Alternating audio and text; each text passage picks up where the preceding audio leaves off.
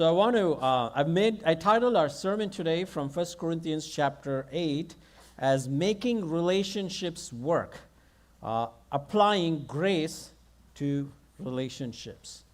So when I was little, I was fascinated by this story that I remember till today. Perhaps several of you remember this too. It's the story of the lion and the mouse. You can see that picture up here where there is this big lion who is the king of the jungle, right? He is roaring and growling and ruling the forest, and he goes to sleep one night. And as he is laying down and sleeping, there is a tiny mouse that accidentally steps over his toe, and he wakes up in anger, almost about to go and eat up this mouse. So the mouse is terrified, and as he's terrified, he looks to the lion who's so strong and mighty, and he pleads to the lion, "Will you please spare me this one time? I will repay you when I can." And the strong and mighty lion looks at the mouse and says, "What can you, tiny mouse, do to help me?" And he says, "No, please trust me, I will definitely be able to do." And so the lion lets the mouse to run away into the jungle. And a few days and weeks later, as the lion is going around hunting for its prey, it gets trapped in a net that was cast by a hunter. And once it falls into that snare, and as you see here, it's all wrapped up, it's not able to free itself, it's roaring, it's growling in anger, and the mouse can hear the lion's sound. And it comes close to the lion, and it looks at him, and it says, "Here's a time I can actually help you." And with its tiny little teeth, it starts chewing the net, one by one, eventually freeing the lion to go. You guys know this story? You all are drawing a blank, looking like only I've studied this makes me feel either I'm super old or this story is so rare. Here is a beautiful story of a strong lion and a weak mouse, and the attitude the lion shows towards the mouse. While it's just a children's story, something similar to that was happening in this church in Corinth. It was about relationships. All of us are in relationships of some kind or the other. Right?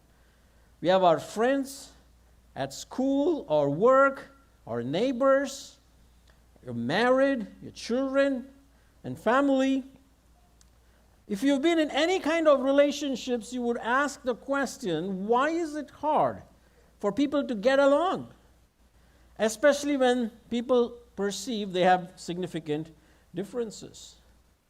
Marriages are strained when two different people come together, whether it is among your friendships or at work, and even in your marriage, for example, right? So this church in Corinth has had major relationship problems for all kinds of reasons. There was division in this church because people couldn't get along. And the topic of why they couldn't get along ranged from a lot of different things, over the leaders they liked, to over food, which is what we are going to talk about today. Food is a big deal. Many churches, food is a problem. I remember when we were even starting our church and we said we want to be an international church and serve different food, not like the same biryani every time we meet up. Someone had a problem with that. And they were fighting over spiritual gifts. Something as good as spiritual gifts could also create a rift. So what's happening now is the next, actually 6 chapters from chapter 8 to chapter 14 of 1 Corinthians, Paul is focusing on divisions that are caused by a spiritual practice and the use of spiritual gifts. And he has a pattern of how he addresses that. Chapter 8, 9, and 10 talk about how people were divided because of food, and where in chapter 9 he gives his central argument and defends it. And then in chapters 11 and 12, 13 and 14, he transitions to talk about how people were not able to get along because of spiritual gifts related issues, and they all converge to this great chapter of love on 1 Corinthians 13. So that's like the roadmap to have at the back of your mind as we work through these small passages, one passage at a time. So coming to our present situation, there are two groups that are now not able to get along. And these two groups, Paul says, is one considers them, they are like the strong, and the other group is what he calls them as weak. Not strong and weak in the sense that we think of, So there's one group who thinks they are theologically sound and giants. They are roaring around and mowing down people with their doctrinal understanding. And there's this other group, probably a bunch of new Christians or young Christians, or maybe someone who's even considering Christianity or fledgling Christians who are not really sure about their faith, and so they're looked down as weak, and they both have a problem. And they both write to Paul. And the thing that creates the problem for them is about the food they can eat. And they want to know what's Paul's thought. And it's funny, they even tell at the end, though, but even though Paul, we don't know if you're the right person we are asking. And so he has to also address that in chapter 9. So there are three things that Paul frames his argument in this chapter in helping people understand what are some things that can help in making relationships work. And the fundamental thing he's talking about is grace. So how can you apply grace in your relationships so your relationships can thrive? And we are just going to follow the text here, and he talks about 3 points. The 3 points he talks about is first he talks about knowledge and grace in relationships. Then he talks about truth and grace in relationships. And then he talks about love and grace in relationships. So knowledge and grace, truth and grace, love and grace. And he says, if you guys can get your minds wrapped around these three things, it can significantly help in you trying to make your relationships work. And the principles that he talks about in this passage can be applied to any relationship. Now, if you are right now in a stressful relationship with someone, whether it's in your workplace or in your school or your family, perhaps, or even your marriage, or even at church, maybe you can ask yourself, why do I have a problem with this person? What is it that actually creates this tension between me and this person? And do I identify myself as someone who thinks I'm in the strong side of the argument and they are on the weak side of the argument? Or am I on the receiving end with this person? So as you can think about these thoughts, and perhaps some of these truths that come out from this may help you to fix those relationships by bringing grace into it. So let's start with knowledge and grace in relationships, because that's what Paul starts with. Chapter 8, verses 1 to 3 says, follow with me in your Bibles. Now concerning food offered to idols, we know that all of us possess knowledge. This knowledge puffs up, but love builds up. If anyone imagines that he knows something, he does not yet know as he ought to know. But if anyone loves God, he is known by God. Again, a simple Bible reading tip, as we've always shared how to read the Bible. You look for repetitive words. That's probably the main theme that the author is talking about. And what's the word that comes out of this passage? Repeatedly. I'm just testing to see if you're awake too. So you're distracted. What's that? No, there's only 3 people who are awake today. All of you are lost in your thoughts. Come on, come back. Let's focus. Stay with me. The word that keeps repeated is know or knowledge 5, 6, 7 times in this passage, right? So Paul is saying, okay, I think I know what's the problem here, why you guys are fighting. It says something, though it's the topic is about food and idols, There's something underneath that. It's about the knowledge related to food and idols that's causing the problem. It's not just the food or it's not just the idols. So we don't want to get lost in that, though it's important to understand that. So he's writing to a group who thought they possess the right knowledge. If I have to translate this, think of this most recent fight you had either with someone you loved, it could be your husband or your friend at work or school. There are only two things that cause the fight. Someone thinks they are right, and the other person thinks they are right too. And that's what's happening here. Here's one group, the so-called strong think they are right over this because they have knowledge. They have knowledge. And not just knowledge, the right knowledge. You could call them the doctrinally sound group. But so Paul writes here about three aspects about knowledge. He says, okay, you're talking about the knowledge, what you know, right? Because knowledge or gnosis was a big deal in Greco-Roman culture. So he says, let me tell you, there are three types of knowledge. First, there is a knowledge that all of us know. Second, there is a knowledge that you don't know. And third, there is a knowledge we need to know. And there is a distinction between these three. So what is the knowledge we all know? He says we all know something in the sense there is these basic tenets about God, about how to know God, who is God. And if you're in a church, you all probably know about this God. But just knowledge is dangerous. Knowing God, there's a book by J.I. Packer. In fact, those who are doing baptism and communion are reading it. You can quiz them about that book when they do the baptism communion, so that make sure they fully read it. In the introduction to that, J.I. Packer writes, knowing God is different from knowing about God. You can know all about God and yet still not know God. Now, knowing about God is something that gives you pride. It puffs you up. He's going to talk about that. But if you really know God, you'll be able to be humble and bring grace into a relationship.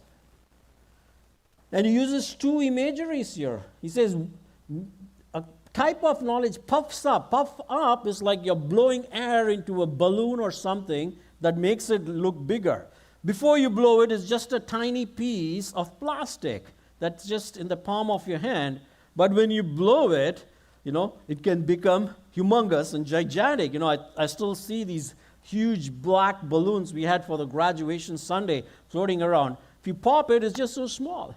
So he says that's what can happen to someone who thinks they know something, whether it can be about a particular subject or an area of expertise at work or just about life. But what that kind of a knowledge or knowledge about God can do is it can make you think you're better, you're bigger and better than those around you. Just like this lion in the jungle thought size matters. He's big, he can do whatever he wants. But he says, what really does build up is not that which puffs you up. It's something that will build up. It talks about something constructive, that you're building a building or something that's actually of help to others more than yourself. So he's telling you have the right, if you don't have the right knowledge, you will not have the right attitude that one who knows God really should have. So he said, we know, some of us know this, but you know about God, but you don't really know God. So he says, what is it that you don't know? So these guys thought they got the corner of truth on understanding about God and grace. And they said, this is a city where there are people from different walks, and food is served. When food is served, whether it was offered to an idol or not, we don't care because we don't believe in idols, and therefore we can eat anything. So Paul tells them, actually, even you don't know something. You think you're right, but you're wrong. He's going to hold that. He's going to tell them why they are wrong only towards the end of chapter 10 and a little bit before that. Because there were three kinds of food that was available in Corinth. It was a very religious city, and first of all, there was food that you go and buy in the market that you can eat at home. And secondly, there was food that people had when they met in meeting places, which were usually next to temples where they had their social gatherings, whatever they did. And then there was food that was specifically served at a temple where an idol was worshipped. Now, the only problem was, when it comes to meat, the only way you would get meat was from the food that was sacrificed to idols. Even the meat that was served in the markets were coming from the meat that was sacrificed in the worship to some idols. But it will not tell you when you buy it in the market if this was really so. And then that's the meat you buy to bring it home. And then when you have these occasions in meeting at temples for celebrations, you could be pretty certain that that food or meat was indeed sacrificed to the idols. And then thirdly, when they actually meet at the temples, they would slaughter an animal and immediately prepare that. And we know some of us who have been raised in India and go to a temple, they call that prasad, right, where they actually give it from that. So the question was, should we eat or they can not eat? The group who was strong thought, it doesn't matter, I can eat everything. Paul said, no, it's actually not true. There is a situation where you cannot eat that food. And he says, you are wrong, even from a biblical doctrinal point of view, and he'll unpack those principles later on. So the point he was trying to tell them was, don't be proud. Though you think you know, you're still wrong. So what is the knowledge that we need to know? So he says, if anyone imagines that he knows something, he does not yet know as he ought to know. And thirdly, he says, the knowledge that we need to know, he says, but if anyone loves God, he is known by God. So he says, the knowledge that matters is not what you know. The knowledge that matters is what God knows about you or God knowing you. The question he is asking them is, if you guys are fighting like this, do you think God knows you?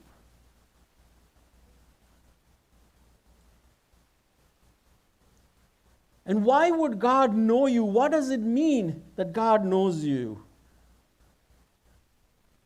The knowledge that really counts is not the one we possess. What counts is not much of our knowledge of God, but God's knowledge of us. It is a confession that's simple, but it's a profound truth that God knows us better than we know Him.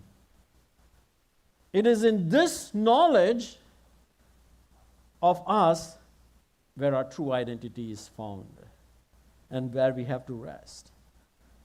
During the time of enlightenment in Europe, as philosophers were coming up with big statements about how do we understand our identity, there was Descartes and others who came up with this phrase, I think, therefore I am.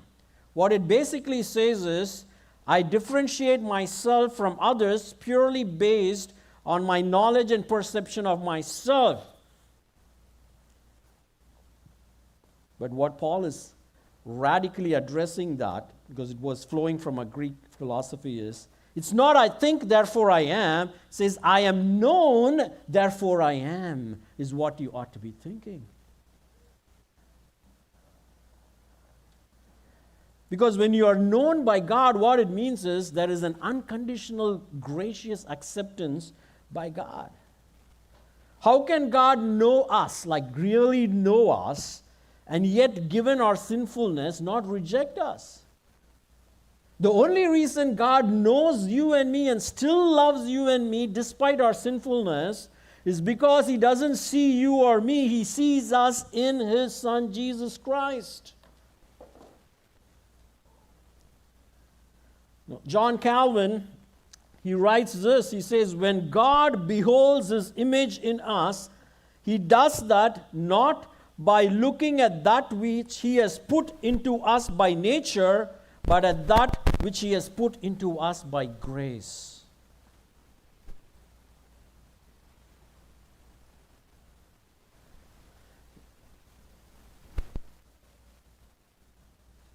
And it is that sets us apart.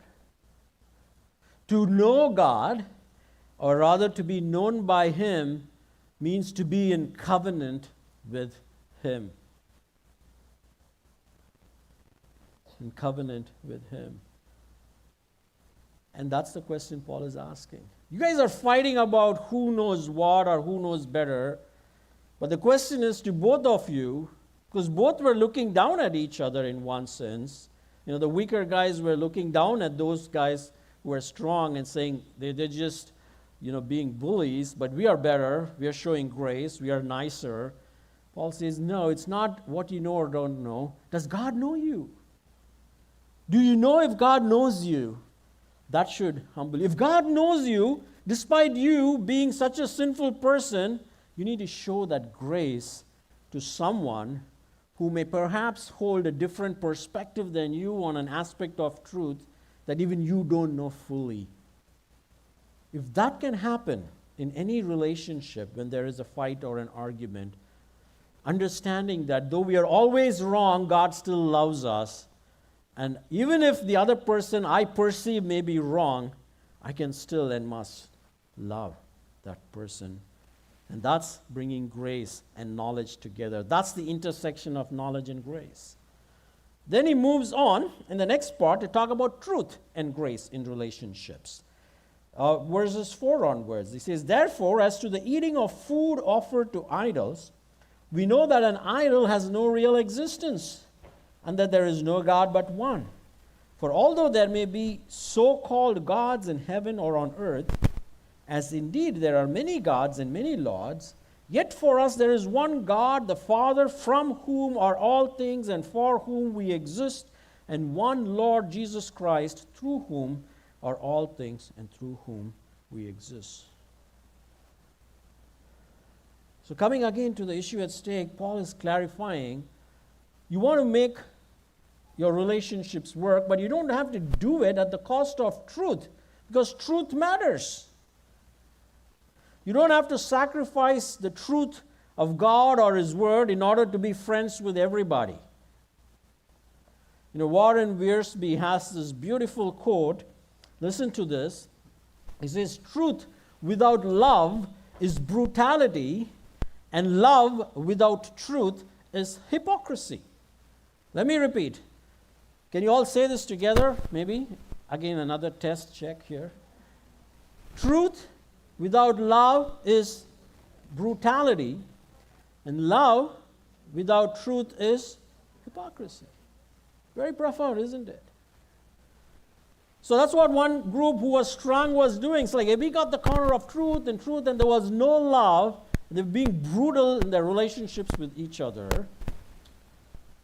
And Paul is exhorting, well, I don't want you to ignore the truth of this matter. It's an important thing. What we're talking about is pretty important stuff. It's about sacrifice and worship and God. We're doing the power reading of the Bible. There's almost a dozen of us. We're almost 1/3 of the way in the Old Testament. It does amazing things when you read through the whole book of Leviticus and Numbers in like a couple of weeks.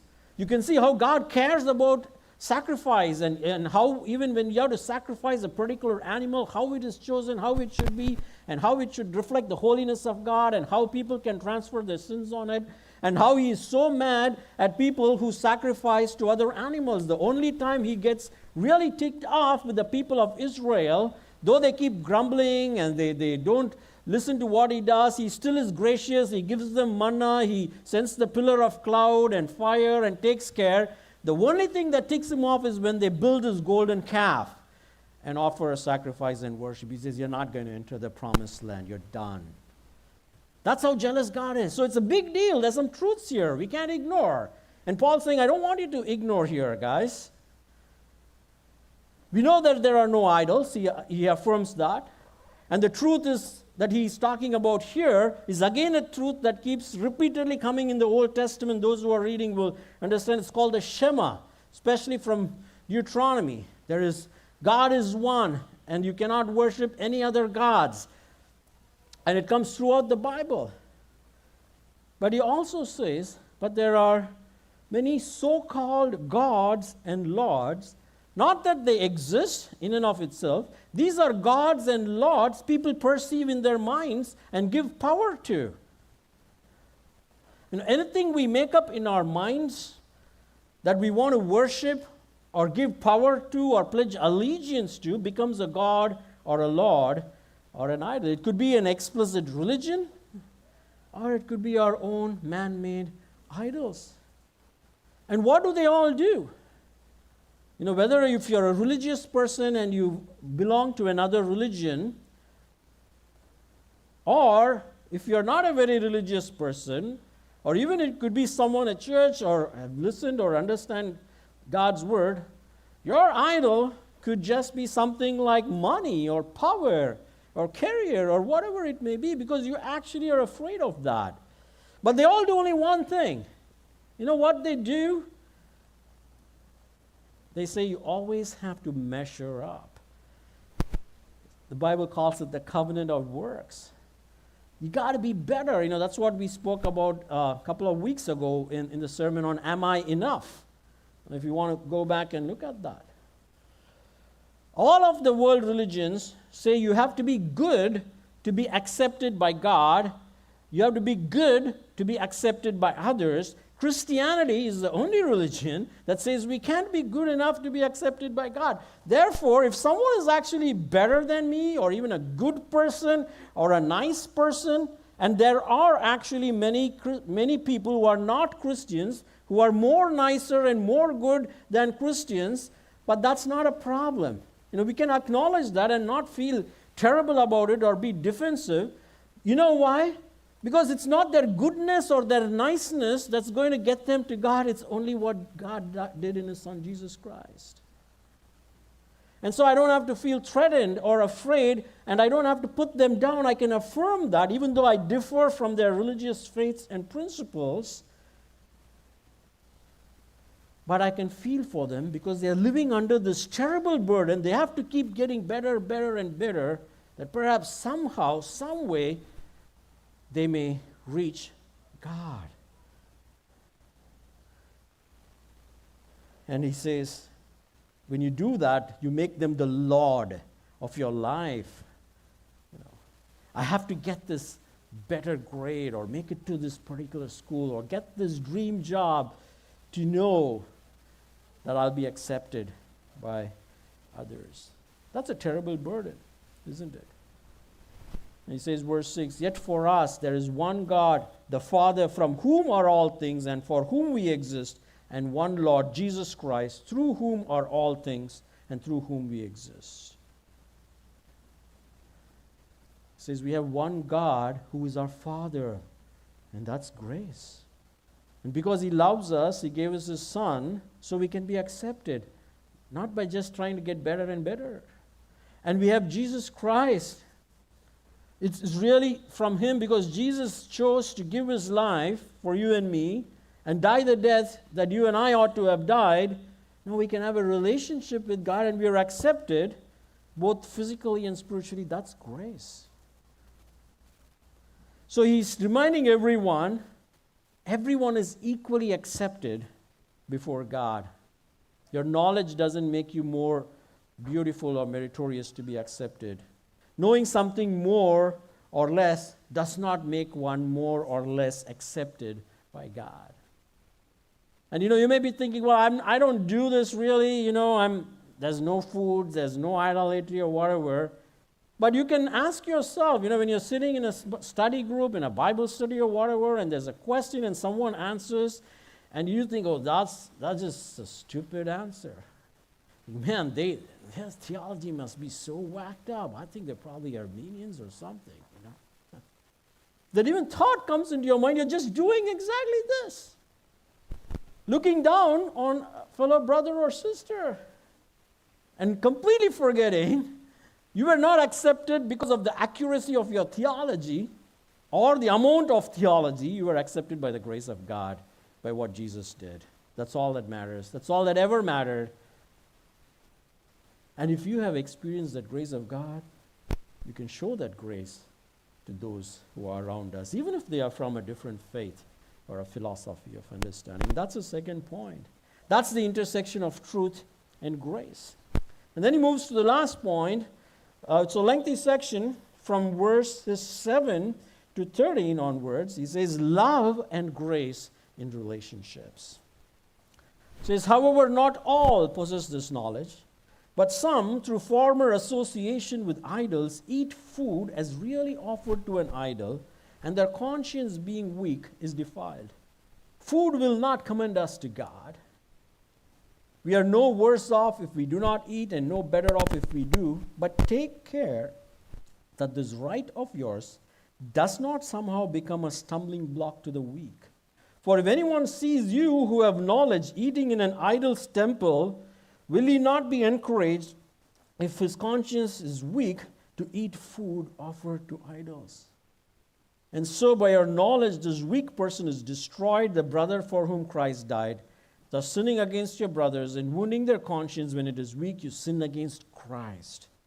Therefore, if food makes my brother stumble, I will never eat meat, lest I make my brother stumble.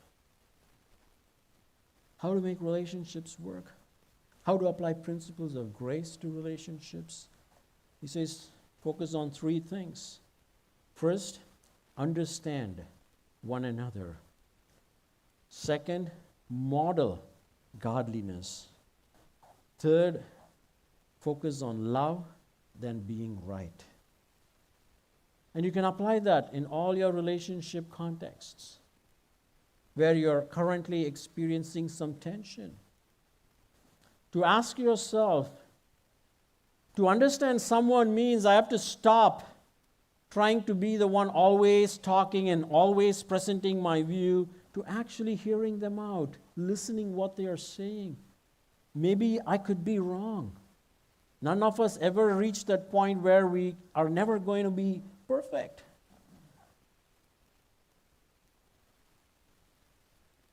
In this context, there were these new or young Christians, especially those who come from other faiths, and we have friends in our church who come from Hindu faiths. You need to talk to them to see how this is really a challenge, not just now, in the past, even right now. As we know, Sat's right now in India with his family, and he tells me how it's so hard, even as he tries to share the gospel with his father, then the rest of his family comes and talks about the chants and the Hindu other teachings that they believe in.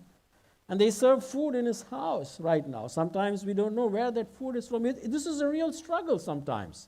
The rest of us may not understand, But what he's saying is, when he says a weak conscience, as we think, is not someone who is not able to stand morally right.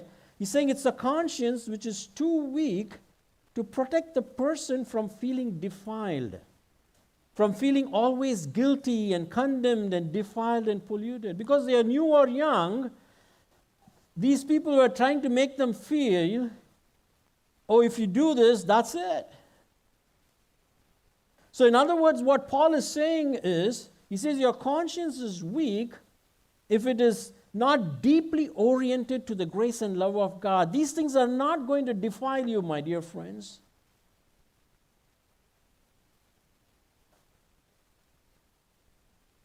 And because of this, they could not be free, because they couldn't discern things.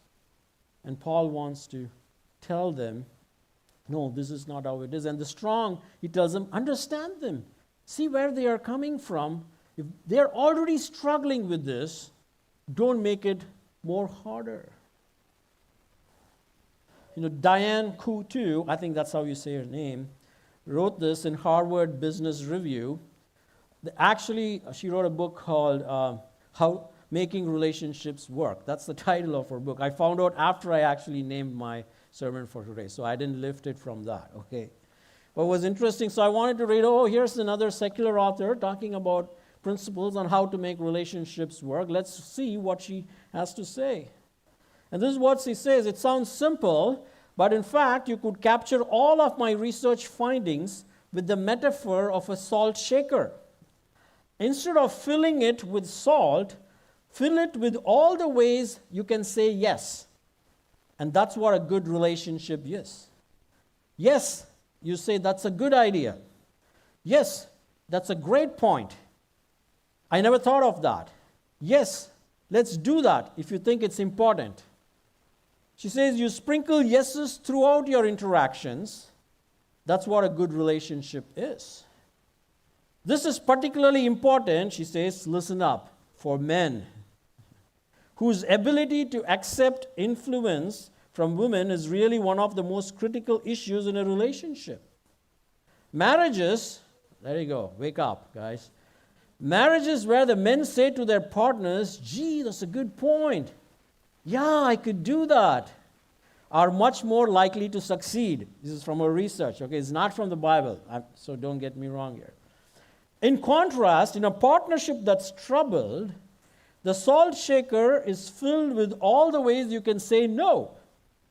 In bad relationships, for example, we see men responding to their wife's request by saying, no way, it's just not going to happen. You're not going to control me. Or even simply shut up. When a man is not willing to share power and say yes with his wife, our research shows there is an 81% chance that the marriage will self-destruct. Wow, this is just a secular author.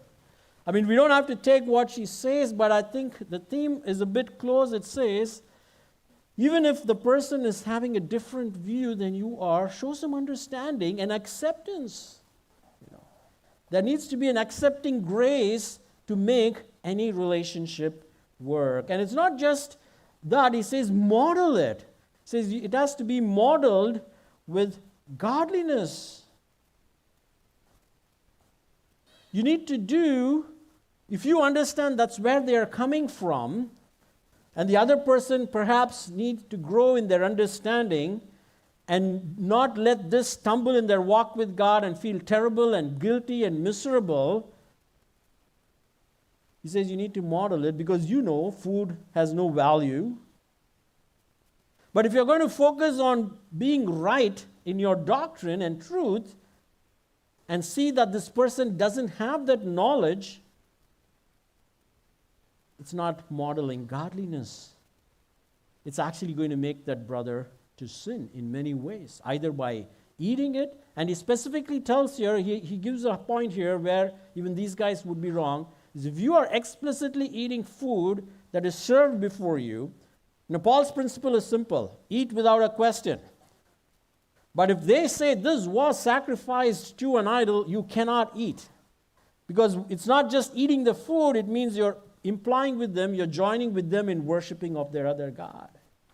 So he says, you may be able to discern that, but this weak brother may not, and they may end up doing that. And that's where they came from, and you're laying it harder on them. And so the best thing you can do is, instead of focusing on being right, you can be without doing that. You can show some grace by not doing something that will cause the weaker brother to stumble. And that's why, that's part of holy living. That's part of living like Christ. And he has strong words. He says, you're sinning against Christ. And that's what Paul says. He says, he's modeling it. Therefore, if food makes my brother stumble, I will never eat meat, lest I make my brother stumble.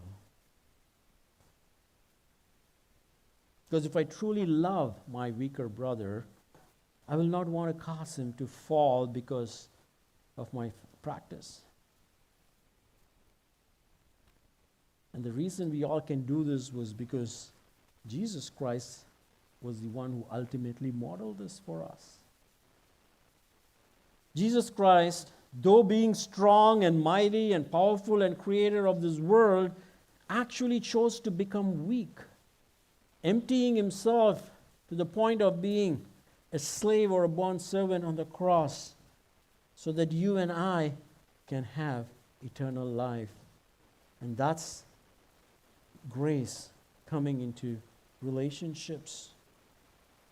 And Jesus Christ died not just for the ones with the right knowledge or the ones without. He died for the weak and the strong. And so, if I have received that grace from Christ, maybe I can show that grace to others.